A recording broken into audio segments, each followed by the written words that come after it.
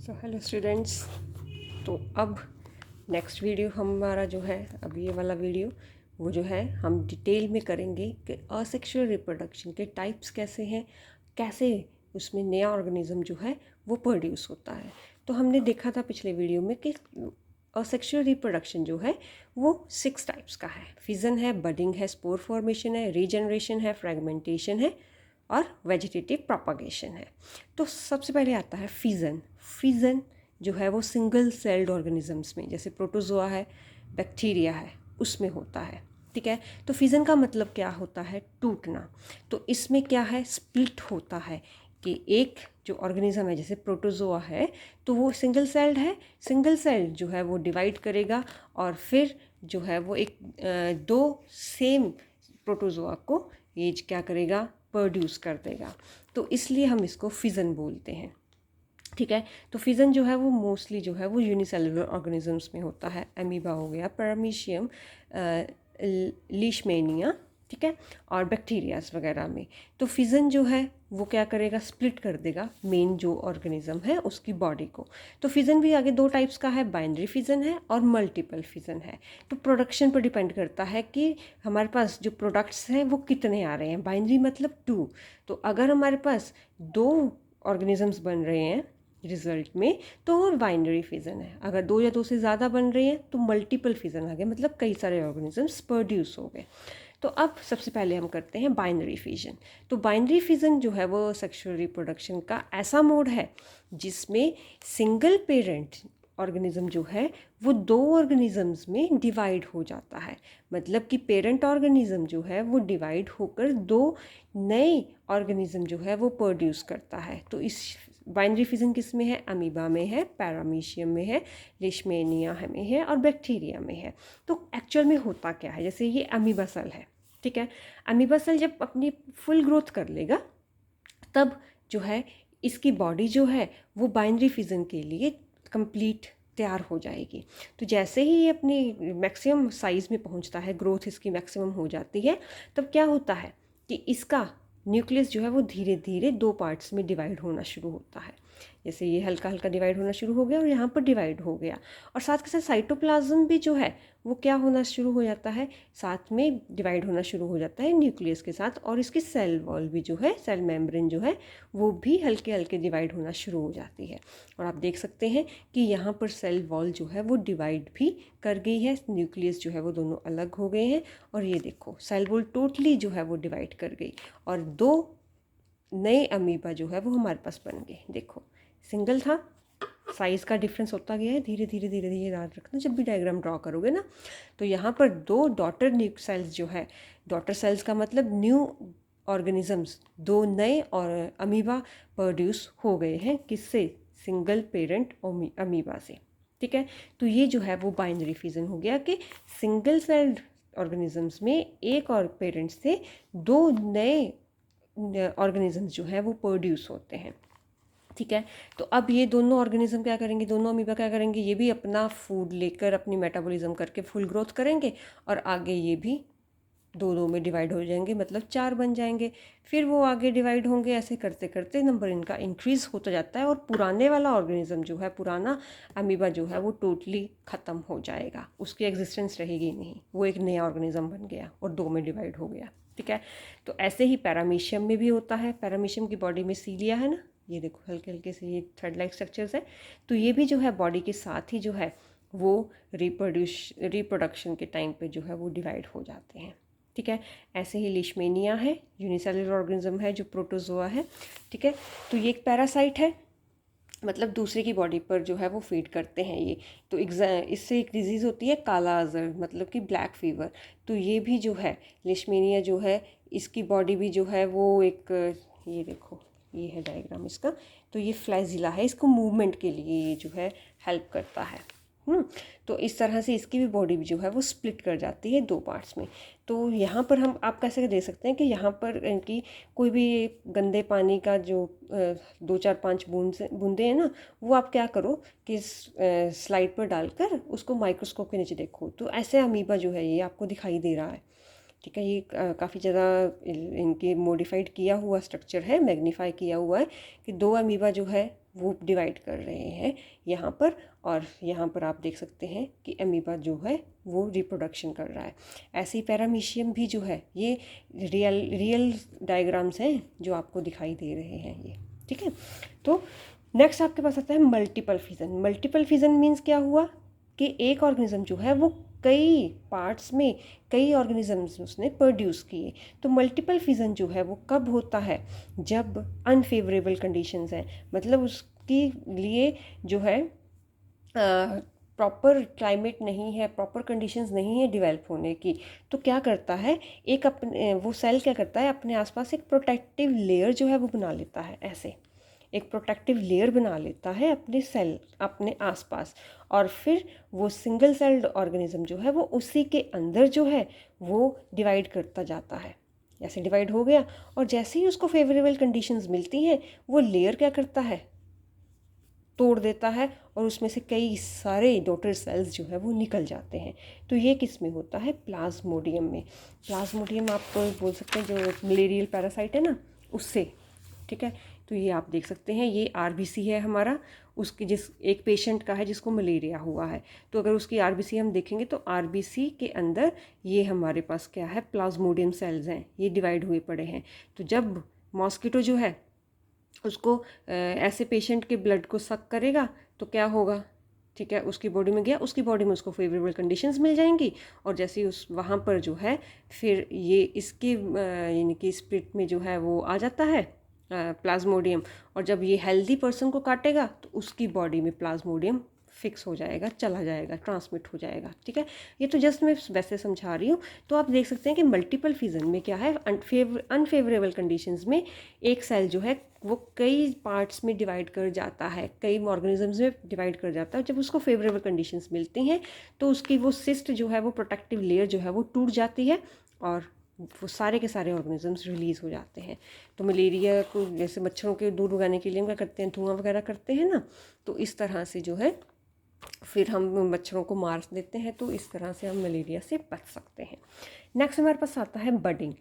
तो बडिंग क्या है, बडिंग में सिंपल है कि एक बॉडी का एक छोटा सा पार्ट जो है, ठीक है, पेरेंट बॉडी का एक छोटा सा पार्ट जो है वो बाहर को निकलना शुरू हो जाएगा, मतलब उसमें से बड जो है वो निकलनी शुरू हो जाएगी, और वो धीरे धीरे बड जो है वो फुल ग्रो कर जाएगी, पूरी की पूरी ग्रो कर जाएगी। और जब वो टूटेगी और मेन बॉडी पार्ट से, तो वो एक नया ऑर्गेनिज्म बन जाएगी। तो हाइड्रा और यीस्ट जो है इसके एग्जाम्पल है, ये एक फुली ग्रोन हाइड्रा है, यहाँ से एक बड निकली, ये डिवेल्प करती गई ये पूरा नया छोटा सा हाइड्रा बन गया।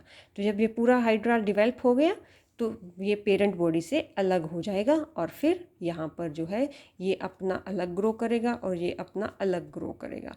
तो इस तरह से हमारे पास कौन सा ये होता है, बडिंग होता है। तो ऐसे ही यीस्ट आता है। तो यीस्ट जो है सिंगल सेल्ड है, ये यहाँ से क्या हुआ, ये बड निकली और ये डिवेल्प कर गई नए ऑर्गेनिज्म में, ये आगे बड निकली, इसने डिवेल्प किया। बडिंग यीस्ट में इतनी फास्ट होती है कि जैसे ही एक बड जो है वो निकलनी शुरू होती है ना, उस नई बेड से भी नई बेड्स जो है वो निकलनी शुरू होते हैं। मतलब ये कई बार एक लॉन्ग चेन बन जाती है बडिंग की यीस्ट में, ठीक है। तो वो जो है यीस्ट सेल बहुत जल्दी बनते हैं।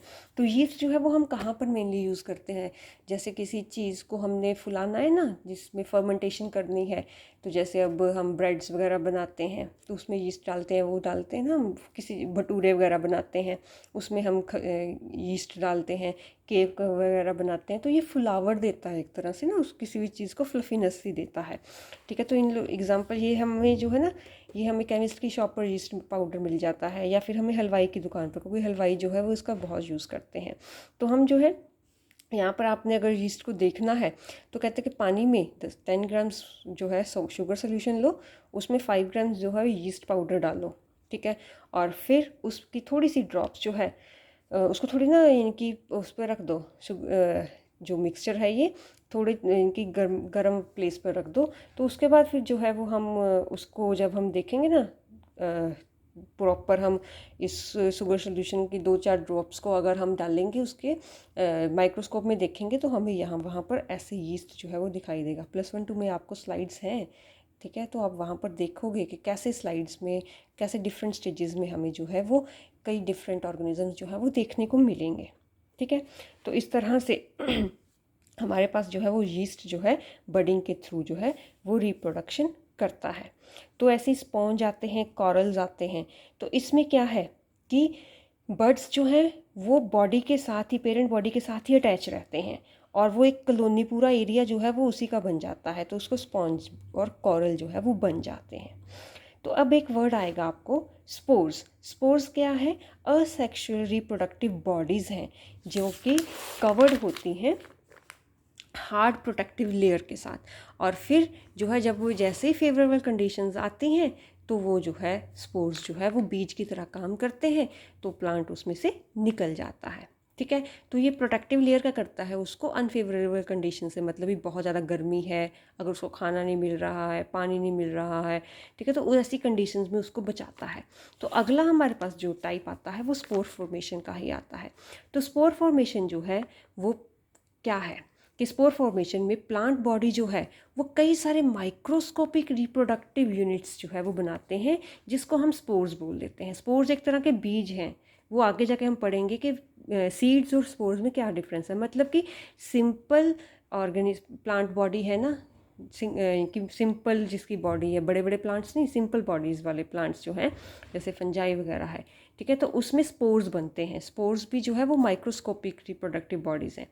तो ये जो है असेक्सुअल होते हैं, लेकिन जो सीड्स होते हैं वो सेक्सुअल रिप्रोडक्शन से बनते हैं, ठीक है। तो अभी हम स्पोर्स की बात करते हैं।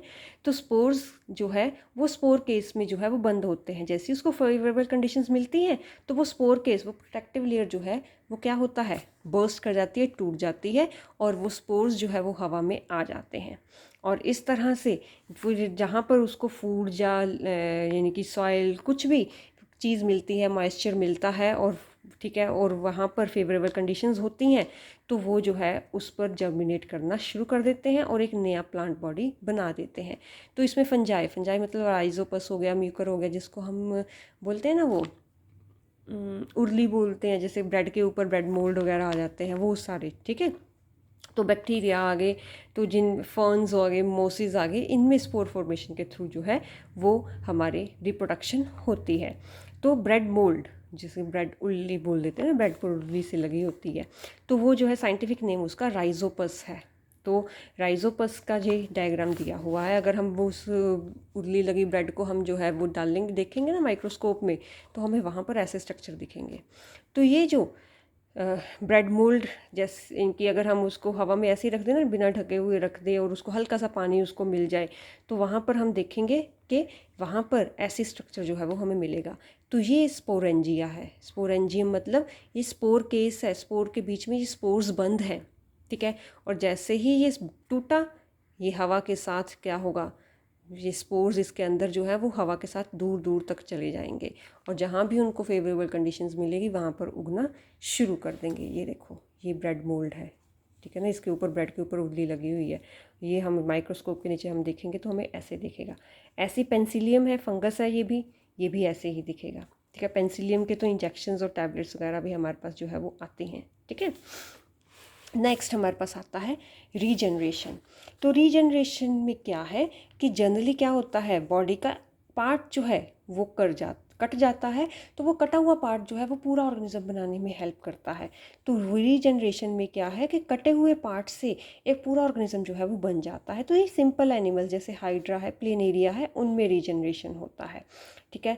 तो अगर जैसे देखो, ये हमारे पास प्लेनेरिया है, अगर हमने इसको 50 इसके पीस किए, 100 पीस किए, जितने भी पीस करेंगे उतने ही प्लेनेरिया हमारे पास बन जाएंगे, ठीक है। तो क्या होता है मेनली कि जैसे ही ये इसके कटते हैं पीसीज, तो यहाँ पर जो है वो सेल जो है वो कई सारे सेल डिवेल्प करना शुरू कर जाते हैं, डिवाइड करते जाते हैं, डिवाइड करते जाते हैं। तो अब जब डिवाइड हो गए उसके बाद क्या होगा कि ये जो है फिर स्पेशल सेल्स बनने लगते हैं, कि अगर इसकी अच्छा फेस नहीं है, इसका फेस बन जाते हैं, इसकी टांगे नहीं है, इसकी टांगे बनना शुरू कर देते हैं। मतलब कि वो पता लगाते हैं कि इस बॉडी में क्या कमी है, वो ऑर्गेनिज्म जो है वो फिर उस पार्ट को बनाना शुरू कर देता है। ये मत सोचना कि हमारी भी रीजनरेशन है, नहीं, हमारी बॉडी में ऐसी नहीं है। ये सिर्फ किस में है, सिंपल एनिमल्स में है, हाइड्रा और प्लेनेरिया में है। ठीक है, तो इस तरह से रीजनरेशन जो है वो एक नए ऑर्गेनिज्म को जो है वो बना देता है, जितने भी उसके पीसेस जो हैं बॉडी से कटे हुए होंगे। तो नेक्स्ट, ठीक है, ये आप देख सकते हैं प्लेनेरिया, ये हाइड्रा। ठीक है, सो नेक्स्ट हमारे पास आता है फ्रेगमेंटेशन। तो फ्रेगमेंटेशन में क्या है कि बॉडी से सिंपल मल्टीसेलुलर ऑर्गेनिज्म जो है उसके पीसेस जो है वो मैच्योर होकर टूट जाते हैं, और फिर वही जो है एक पूरा ऑर्गेनिज्म जो है वो कंप्लीट बन जाता है। तो वो जो है हमारे पास फ्रेगमेंटेशन प्रोसेस जो है वो आ जाता है। तो ब्रेकिंग जो है वो इसमें क्या हो रहा है कि ऑर्गेनिज्म जो है वो मैच्योर होने के बाद, ठीक है, अपने से अलग हो रहा है। ठीक है, तो इसमें जो है वो स्पाइरोगैरा आ गया, सी एनिमन आ गया, ये जो है इसी के थ्रू जो है वो फ्रेगमेंटेशन के थ्रू जो है वो रिप्रोड्यूस करते हैं। जैसे स्पाइरोगैरा आपने देखा है, जैसे अब पौंड वगैरह तालाब वगैरह होते हैं ना, अगर उसको पानी को छेड़ेंगे नहीं तो उसके ऊपर हरियाली सी जम जाती है ना, पतली पतली सी लेयर। तो जैसे ही आप उसके ऊपर पत्थर मारते हो वो फिर वहाँ से टूट जाती है। थोड़े दिन के आप देखोगे वहाँ पर वो आगे और नई सी स्पाइरोगैरा बन जाएंगे। ठीक है, तो स्पाइरोगैरा जो है एक तरह की एल्गी है जो पोन्ड्स, लेक्स वगैरह में हमें मिलती है। ठीक है, तो स्पाइरोगैरा जो है वो फ्रेगमेंटेशन से जो है वो रिप्रोड्यूस करता है। ये है ऐसा, अगर हम इसको देखेंगे ना हमें ऐसे दिखेगी, जो सिंपल हम अगर इसको पढ़ाना चाहिए। जैसे अब देखो स्पाइरोगैरा इनकी टूट गई मैच्योर होने पर, और फिर टूटने के बाद इसमें नया ऑर्गेनिज्म जो है वो आगे से आगे बनता जाएगा, ये आगे नए पार्ट्स में डिवाइड होती जाएगी। ठीक है, तो फिजन और फ्रेगमेंटेशन में मेन डिफरेंस क्या है? फिजन जो है वो यूनिसेलुलर ऑर्गेनिजम्स में होता है, और फ्रेगमेंटेशन जो है वो मल्टी सेलुलर ऑर्गेनिज्म में होता है, ये याद रखना है। नेक्स्ट हमारे पास आता है वेजिटेटिव प्रोपागेशन। तो वेजिटेटिव प्रोपागेशन क्या है कि नया प्लांट बनना मल्टी सेलुलर ऑर्गेनिजम्स आ गए, नया प्लांट बनना किससे? पुराने प्लांट पार्ट से। फ्लावर को छोड़कर स्टेम, रूट्स और लीव्स, मेनली इन पार्ट से नया प्लांट बनता है बिना किसी रिप्रोडक्टिव ऑर्गन्स की हेल्प से। मतलब फ्लावर की इन्वॉल्वमेंट नहीं होगी, स्टेम से, रूट से, लीव से, वेजिटेटिव पार्ट्स होते हैं ये प्लांट के। ठीक है, तो वेजिटेटिव प्रोपागेशन क्या है कि जब वेजिटेटिव पार्ट्स जैसे स्टेम है, रूट्स और लीव्स है, इसके थ्रू जो है वो हमारे पास जो है रिप्रोडक्शन होती है और नया ऑर्गेनिज्म प्रोड्यूस होता है, तो हम जो है उसको वेजिटेटिव प्रोपागेशन बोल देते हैं। तो इसमें एग्जांपल्स आप देख सकते हैं, जैसे घास है, खेतों में घास होती है ना, बारिश होती है तो वो बारिश से तो हरी हो जाती है, वैसे ड्राई से होती है। जो ओल्ड स्टेम है, अगर आप घास को देखोगे ना, तोड़ोगे तो वो एक जगह से तोड़ते जाओगे तो अपने आप ही आगे से आगे एक ज़मीन के नीचे भी हमें जो है वो लेयर सी मिलती जाएगी। तो ये सारी वेजिटेटिव प्रोपागेशन है। ठीक है, ऐसे ब्रायोफाइलम है, वो भी जो है वो किसके थ्रू होता है? लीव्स के थ्रू होता है ब्रायोफाइलम, जिसको हम पत्थरचट बोलते हैं अपनी लैंग्वेज में। ठीक है, तो अब हम देखते हैं वो कैसे रिप्रोड्यूस करता है। तो पत्थरचट को देखो आप, ये है, ठीक है, ब्रायोफाइलम का। तो जो उसका पुराना पत्ता होगा ना, उसके कॉर्नर्स में क्या होगा, यहाँ पर ये धीरे धीरे क्या होगा कि नए लीव्स जो हैं वो, छोटे छोटे प्लांट्स जो हैं वो बनने स्टार्ट हो जाएंगे। और ये पत्ता जो है जब पुराना सूख कर टूट जाएगा तो मिट्टी, जब जैसे ही ये मिट्टी में गिरेंगे पत्ते, ठीक है, ये पत्ता मिट्टी में गिरेगा तो यहाँ पर जो नया प्लांट्स बन रहे थे वो रूट्स बनाना शुरू कर देंगे मिट्टी में। तो मिट्टी में वो रूट्स बना देंगे और एक नया ब्रायोफाइलम जो है, मतलब पत्थरचट का प्लांट जो है वो बन जाएगा। ऐसे ही आप मनी प्लांट को देख सकते हैं। मनी प्लांट कैसे लगता है कि हम स्टेम काट देते हैं, स्टेम काट के हम उसको पानी की बॉटल में डाल देते हैं या फिर हम मिट्टी में दबा देते हैं, और थोड़ी देर के बाद हम क्या कर देखते हैं, थोड़े दिनों के बाद वहाँ से नई रूट्स जो है वो निकलनी स्टार्ट हो गई हैं। तो वो भी कैसे होता है? मनी प्लांट जो है वो वेजिटेटिव प्रोपागेशन से रिप्रोड्यूस करता है। ऐसे ही अब नेक्स्ट आता है ट्यूबर से। ट्यूबर क्या होता है? पोटैटो देखा ही है आपने। अब पोटैटो जो है वो हम आलू को क्या करते हैं, आलू के पीस काट कर, जहाँ पर ऐसे ग्रूव्स सी बनी हुई है ना, अगर इतना हिस्सा हमने काट कर मिट्टी में लगा दिया ना, ठीक है, तो ये ट्यूबर बन जाएगा, क्योंकि यहाँ पर क्या है, ये इसकी बड है, ठीक है ना, यहाँ से बड निकलेगी, तो ये रिप्रोडक्टिव एरिया है, यहाँ से नया प्लांट बन सकता है। ठीक है, तो ये जो है ट्यूबर जो है वो क्या है, काफ़ी मोटा होता है। अंडरग्राउंड स्टेम है पोटैटो, वो तो हमें पता ही है, खाया उसमें हमने, स्टोर फूड होता है। तो पोटैटो जो है वो वेजिटेटिव रिप्रोडक्शन के थ्रू जो है एक नया पोटैटो प्लांट जो है वो लगा देता है। तो ये देखो, अगर इतना हिस्सा काट के लगा दो, ठीक है, तो वो नए प्लांट में नए आलू हमारे पास हो जाएंगे। पूरा आलू तोड़ के काट के लगाने की ज़रूरत नहीं है, सिर्फ इतना इतना एरिया जहाँ पर हमें थोड़े से ग्रूव्स से दिखेंगे ना, तो वहाँ पर हम देख सकते हैं कि ये प्लांट जो है वो एरिया जो है ट्यूबर है, यहाँ से हम जो है नया प्लांट जो है वो लगाने के लिए इस आलू को लगा सकते हैं। ठीक है, तो ये कौन सा हमारे पास आ जाएगा कि ट्यूबर के थ्रू जो है वो हमारे पास वेजिटेटिव प्रोपागेशन प्लांट्स में, जो सॉरी पोटैटो में होती है। ठीक है, तो इस तरह से bryophyllum, guava, potato, onion, banana, garlic, water hyacinth, tulip, mint, strawberry, lily, ये सारे प्लांट्स जो हैं वो सारे के सारे प्लांट्स जो हैं ये वेजिटेटिव प्रोपागेशन के थ्रू जो है हम लगा सकते हैं। वेजिटेटिव प्रोपागेशन क्या है कि ये ना इजी है, बहुत जल्दी इसमें प्लांट जो है वो नए की हम उगता है, उसकी ग्रोथ जो है वो बहुत ज़्यादा होती है तेज़ी से। इसके कारण जो है वो हम कह सकते हैं कि वेजिटेटिव प्रोपागेशन जो है वो सीड्स की प्रोडक्शन के थ्रू जो है वो ज़्यादा अच्छे से जो है वो ग्रो करते हैं। ठीक है, तो यहाँ तक जो है वो हमारा आज का चैप्टर होगा। नेक्स्ट में हम आर्टिफिशियली कैसे हम लैब्स में जो है वेजिटेटिव प्रोपागेशन करते हैं, तो नेक्स्ट वीडियो में करेंगे। इसको अच्छे से पढ़ना, अगर कोई प्रॉब्लम है तो आप कमेंट बॉक्स में पूछ सकते हैं। Till then, stay safe, take care of your self and your family and study hard. Bye bye.